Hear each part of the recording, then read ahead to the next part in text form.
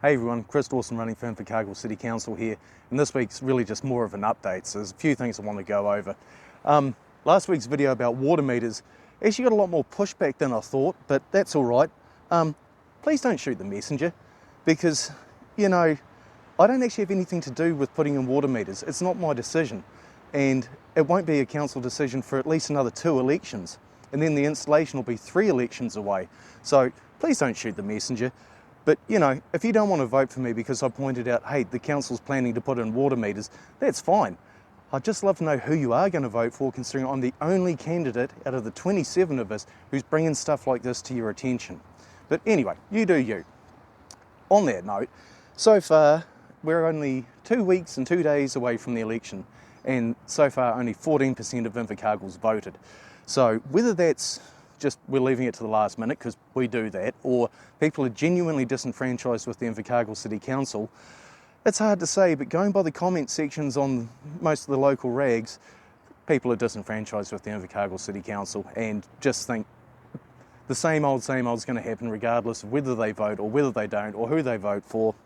And I can't blame them for feeling like that, because on Tuesday we had the last full council meeting of the triennium, and I was going to go and pay my respects, and I read the agenda, which was 612 pages, I might add, and I went, you know what, I think I'd be better off sitting on the couch with a beer and a bag of popcorn. And boy, oh boy, was I not wrong at all. What an absolute fiasco. And what a shame to see the end of a 3-year council term end like that, with certain recriminations from speeches, but most of all, the absolutely baffling decision to plonk an artwork in the middle of another artwork. And it's like, why would you do that? Now, forget about the Ngāi Tahu, Mana Whenua rep, all that stuff. Just put it to the side for a minute and think about it from the perspective of art.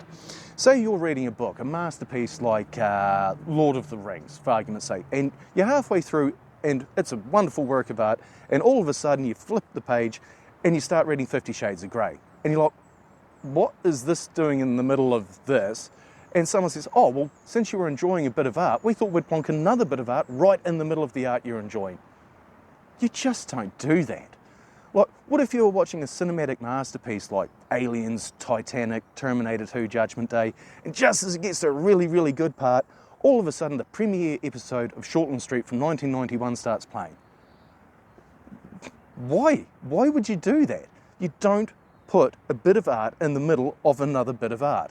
But that's exactly what the City Council has decided to do.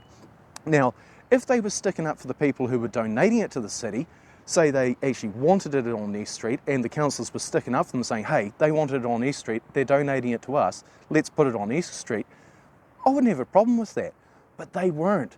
The people who commissioned that Labrador statue knew full well going in it most likely was not going to go on East Street, and they were fine with it.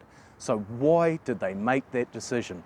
Well, you're going to have to make up your own mind on that, but it absolutely blows my mind that they did that. They decided to plonk an artwork in the middle of another artwork when there's so many other places that could have gone, like, gee, I don't know, Wagner Place, Day Street, D Street, Don Street, Kelvin Street, or even better, maybe somewhere that doesn't get a lot of love, like South City or Glengarry. There's so many places we can put it, but they deliberately decided to put it in the middle of someone else's art.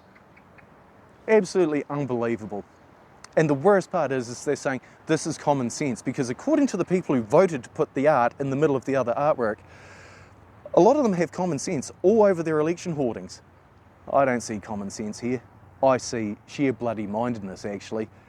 It's certainly not common sense. You just don't put art in the middle of other people's artwork. But anyway, that's enough from me. Please go out and vote. Even if you don't want to vote for me, just vote for someone. Preferably not someone who shows common sense, because that's not what common sense is. But anyway, I digress. Catch you later.